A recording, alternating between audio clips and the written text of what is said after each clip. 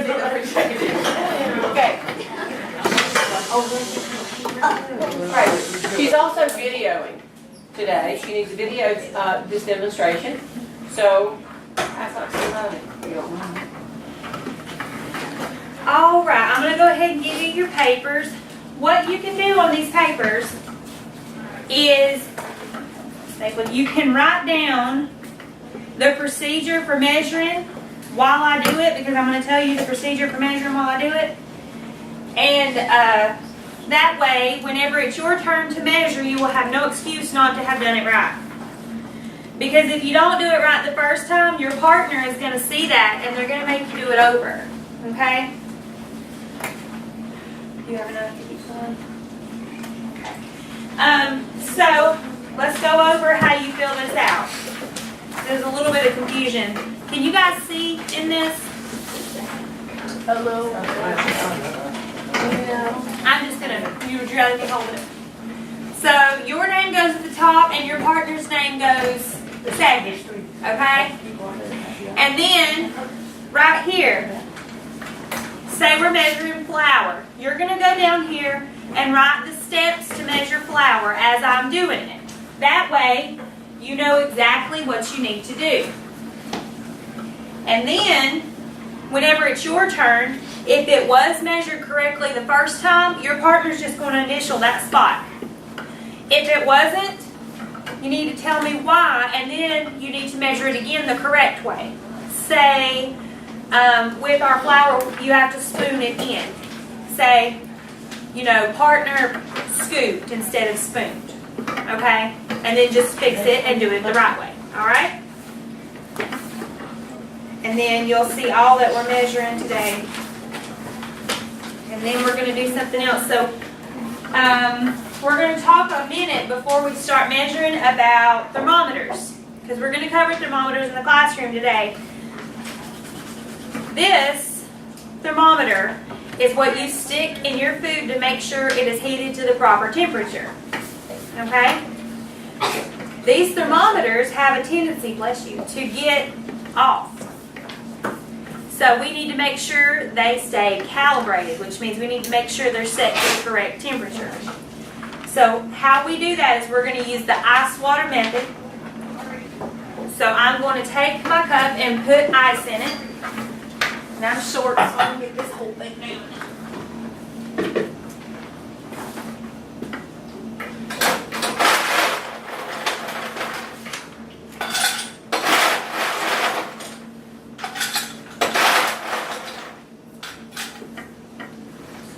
Never leave your scoop in the freezer. Always put it back on top. So now I've got my ice in here, and then I'm going to put cold water in it.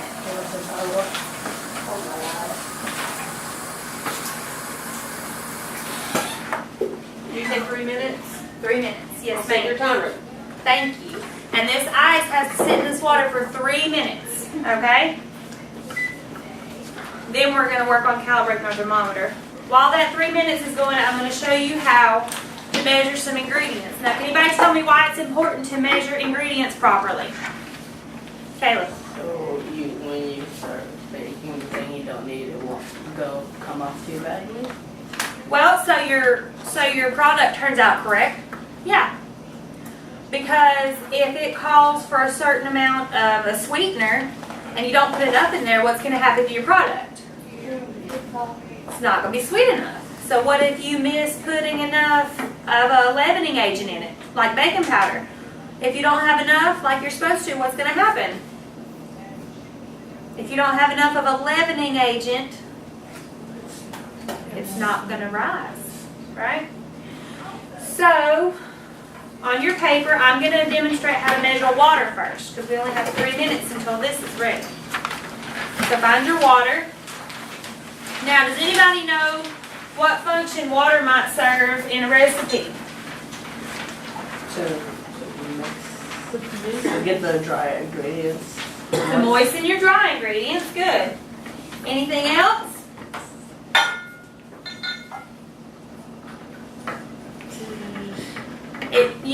When you make bread, you have to knead dough. You need it to be the right consistency, because if it's not, it's going to stick to your hands or it's going to be hard to knead, right? So you need the right amount of water. And first period, they said activating yeast. That's a good one too. And heat distribution. You know, you don't want it to cook unevenly. So water helps with that too. So when you're measuring water, how do I know I'm measuring water with this? The thing, and then the handle. Right, the handle and the spout. It also tells you a quarter cup, a third cup, and so forth, and fluid ounces. These right here are fluid ounces, and there's a difference between the fluid ounces and the dry ingredient ounces, okay? So don't try to measure flour in this, because it's not going to come out right. If you need ounces of a dry ingredient, you're going to need a weight, like a scale, to measure that, okay? Don't try to do it in here. So let's say I have a recipe that's going to call for a cup of water. Does anybody know the proper way to measure water? Flat surface. Flat surface. I can't hear good. Y'all gotta holler at me. So you put it on a flat surface. Now at home, I'm lazy. I don't want to be doing all this because I don't want to trigger my kids into figuring out what I'm doing. So I hold it up and pour it in there and then set it down and let it level. But the proper way to do it is to put it on a flat surface and pour it in. And this tray has a little bit of an issue with, you know, folding and stuff, so we're going to do it on this because this is a flat surface. So you get down to eye, you get down to eye level, and you pour your water, and let it settle for a minute. And there, it's measured a cup. Now this water has red dye in it. What does red dye do to your clothes? It stains your clothes. So please be careful when you measure the water, okay? When you're done with it, pour it back in the pitcher. And we're going to measure water on this table. It'll be the only thing on this table. So just be careful because it's a little bit heavy. Okay. So now, our 3 minutes are up, so we're going to go back to the thermometer calibrating, and it's not on your sheet. So, with your thermometer, it comes in a cover, right? There's a hole up here that you can stick this thermometer in. Not all thermometers come with this. Like mine at home, you have to get a pair of needle nose pliers and twist this calibration nut. Do you see that? This little hexagon looking thing back here? Or I guess, yeah, it's a hexagon. See that little nut on there? See that nut? At home, I have to get needle nose pliers and twist that nut. But this is a nice thermometer set, so it actually has a little piece where you can calibrate it with this. So you don't have to hold the thermometer. So this will work nice with a boiling water method that we're going to talk about in the class. So you take it like this. I'm going to hold it where I can see it. Now, at what point does water freeze? 32 degrees. So if I have ice water, what is it supposed to be? The ice is frozen. So what's it need to be? 32, right. And it says I need to stir it, so why would I need to stir it? So you can distribute all the way throughout, you're right. So, I've got it stirred up, I've got my thermometer in here, and then I'm going to stick it down in here. Don't touch the bottom with it or the sides with it because that could skew your results. Can you see it up there, or is it too small? You can see it. Okay. So, can you see what my thermometer's at now? It's at about 40. Okay? So, how far off is it? About 8 degrees. So, I'm going to take, oh, here it goes. It's still going. Let's give it a minute.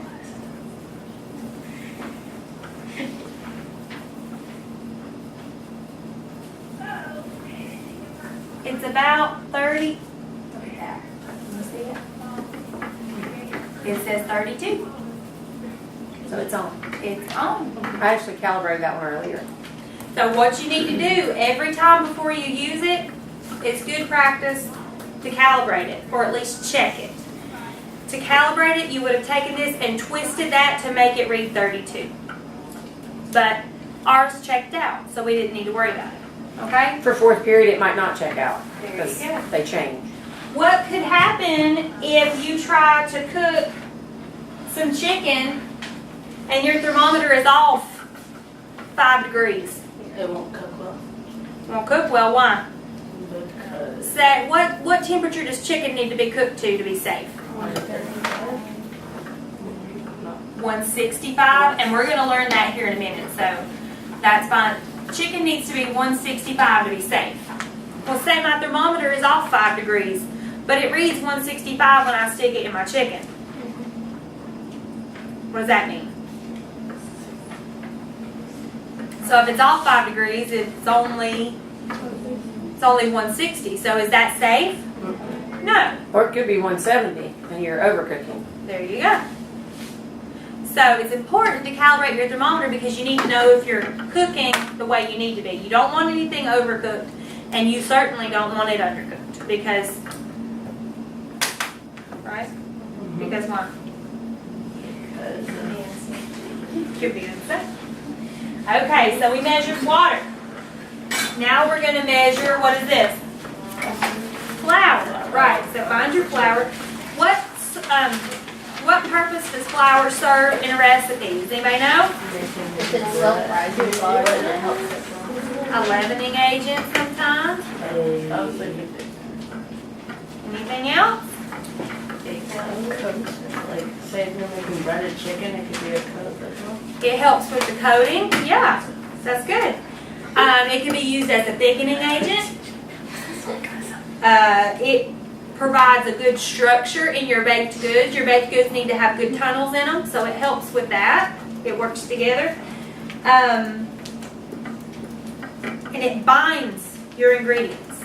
So if we have eggs and butter, melted butter and eggs together, do those things mix? No. You need flour to bind them together, right? To make either your dough or your batter, whatever you need. So, flour is a light and fluffy ingredient, right? Just like powdered sugar. What's some other light, fluffy ingredients you got?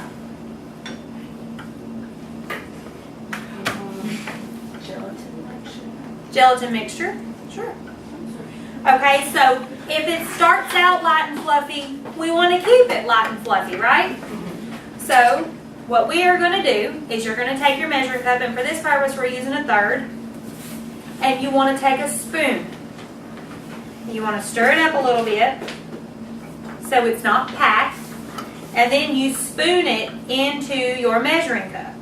Now watch, I'm spooning easy because if I spoon hard, what's happening? I'm packing it, you're right. So I want to keep it light and fluffy and airy, just like it's supposed to be. Same with your powdered sugar, same with any kind of ingredient that's supposed to be fluffy. So, I've got this. Now what should I do? Right. Now sometimes you're going to have some pieces back here that don't get flour in them. So what I like to do is take my straight edge, which I like to use a butter knife. You can use anything with a straight edge. Why can't I use a spoon? Because it's going to scoop a divot down in there. You're right. So I take the back of my butter knife, the back of your butter knife, because the top is not a straight edge, and I move some of it back here. Can you see? Okay. I move some of it back here, and move some of it forward and backwards, and then I slide it across the top. See? So there. It's not packed. It's still light and fluffy, and it's the correct amount. Right? So when you get done with it, just put it back in here. And let me just tell you, please do it over the flour bin. Because that entire table was covered with flour in first period. I don't want to clean it up again. So do it over at least the tray, preferably the bucket, because I need enough for fourth period to measure too. Okay. So did everybody get your rules on how to measure flour? flour, we're going to measure over here this time, where Anna's sitting. Yes. Okay. Next, we're going to measure baking powder. All right? Anybody know what baking powder does? No clue? That's okay. Follow the recipe, that's all you gotta do. Baking powder is used as a chemical leavening agent, which means it does what? Rise it up. It rises. Good. That's what makes it rise. So, this is baking powder.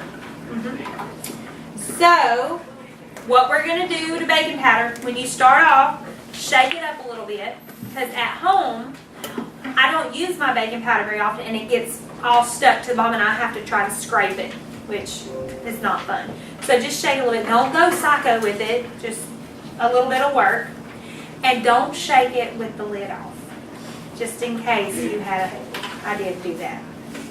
But y'all seem pretty smart, so I don't think that's going to be an issue. So, can you see the top of my can? What looks different about the top of my can? It has this piece right here, right? The little lip. Some genius, and they are a genius, thought up an idea for you to be able to level it off without causing a mess, right? So with the baking powder, you shake it up. You take your spoon, and I'm using a half a teaspoon. You get your baking powder in there, and you sort of tilt your can and run your straight edge over it. And there you have it. You want to see it again? Yes. Okay, so you get right there. Can you see it up there, Caleb? And then you sort of tilt your can a little bit, and you got it level. See? Isn't that cool? Yeah. All right, so I'm going to move baking powder up to this table up here. And here's where you'll measure your baking powder.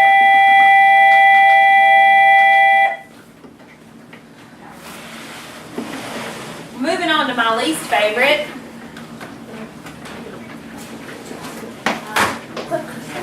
Yes, this is No Name Brand Crisco. What is it? Well, shortening. Here's the thing. This whole tray is greasy. All these utensils are greasy. This whole can is greasy. So be careful when you touch these things, because they're going to slide right out of your hands. Your hands are going to get slippery because they're greasy. Because when it warms up, it gets stickier. Whenever you're cooking with shortening at home, you can buy sticks, which are a lot easier to deal with than this. And it's just like the butter sticks, it measures it for you, and you just cut that piece off and put it in what you're making. Well, the sticks are a lot more expensive than this tub. I think I gave $2 for this whole tub. But now, here's the thing about shortening. Shortening goes rancid really fast. And if you cook with rancid shortening, your product tastes like pure shortening. And what it does anybody know what shortening does in a recipe?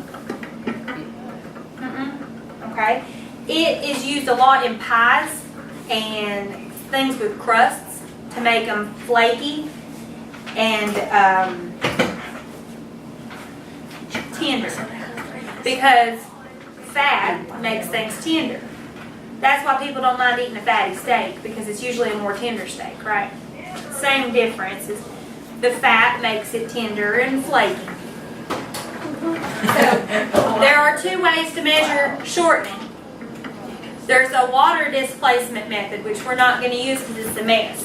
With the water displacement method, you put in a half a cup of water. If you want a half a cup of shortening, you put in a half a cup of water, and then dump shortening in until the water says it's a full cup.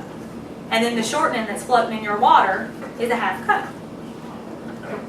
That's the water displacement method. That's the pane in the rear. So we're not going to do that. We're going to measure it with these cups. Still a pain in the rear though. So I want you to pay attention because it got to be a crazy mess in first period. With your shortening, you can get in there.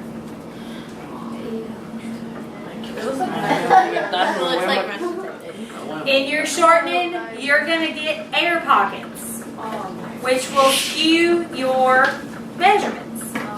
You don't want your air pockets. So right here I'm working with a little too much, so I'm going to put some of that back.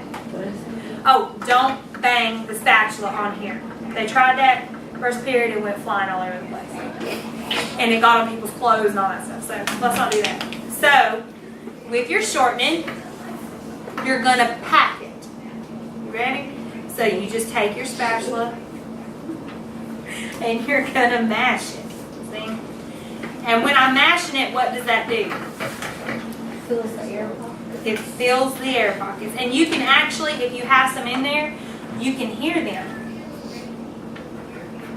And get it all packed real good.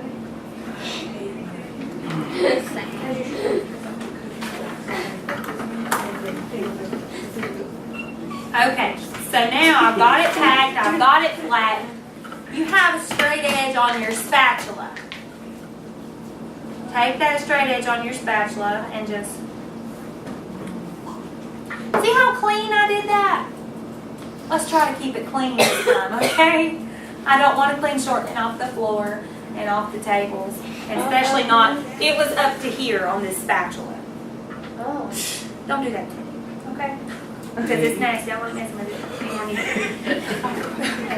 So here's the key to getting it out. And I want you to really pay attention to this because we've seen trouble with this. To get it out, you take your rubber spatula and you slide it. And you slide it and you just go in a circle. Okay? Now I'm wearing it. Oh, I flicked some on myself.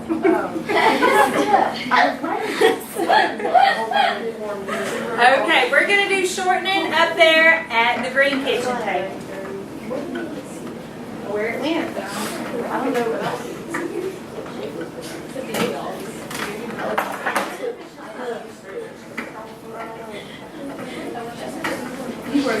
Your hands are going to get greasy doing that, okay? But just remember, if you want to use shortening at home and you don't want to do that, you can buy sticks. They look like sticks of butter, okay? Next is brown sugar. Please don't eat spoonfuls of my brown sugar. I need some for next period. Okay? Yes. Do you know what brown sugar is? I don't know about Sugar that's brown. What makes it brown? Either one. Molasses. Molasses. It's sugar and molasses, right? And what is molasses? Is it like a gravy for potatoes? No, but you're close. It has the consistency, sort of. Sugar cane, yeah, it's like a really sticky, like syrupy honey type of thing. Okay? So if it's that sticky, that means what? Sticky. So you see my stuff? Sticky. So, unless otherwise noted in your recipe, brown sugar is always packed. Okay, and I'm going to show you how to pack it. What is brown sugar going to do in your recipes? It's going to what, honey? Hey, here, I told you. Yeah, I think you were right. What'd you say, Deja? Give it some flavor. Yeah. Who doesn't want sweet cookies? Apparently she doesn't. So, since we're dealing with a product that's not light and airy, we can take our scoop and directly scoop scoop it in there. Okay. How's that look? Beautiful, but when we pack it, we have to take the rounded tip of a spoon, just like our shortening, and mash it down. That's packing.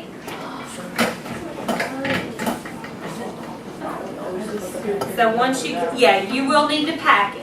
We always have brown sugar. Unless it says otherwise, you always, standard practice is to always pack brown sugar. Now this is light brown sugar. You can get brown sugar in light brown, dark brown, sugar in the raw, all kinds of stuff, and it just affects the flavor. Okay? So now I've got it pretty well packed. It's not going to go down any farther, right? So I've got my straight edge, which is the back of my butter knife, and I level it off. One good measure to know if you've done it right, and please don't drop it. Don't do this not over the tray, okay? If you're going to do this to make sure you got it right, do it over the tray, please. One good measure to know you got it right, well, it's in there. First off, it ain't going to come out easy. Well, that's so It's going to work like kinetic sand or a sandcastle or something like that. It's going to stay in its shape. So if you decide you want to chop this in half, keep it on here. Don't just let it spill off everywhere. Okay? And don't eat it, please. Because people's handle all over it. But there's a good measure to make sure you got it right. Okay? And brown sugar we're going to measure on the middle table where you guys are sitting. Oh. Yeah, that one. Okay. Okay. So what we're going to do is you either push your chair in or move your chair back up here so there's a lot of walking room. You and your partner are going to go to anything that's open, which we've got it where two can measure at a time. And your partner needs to watch you measure and make sure you're doing it right.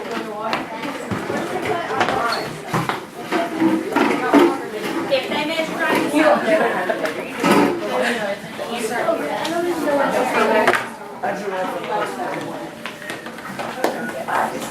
That would be awesome.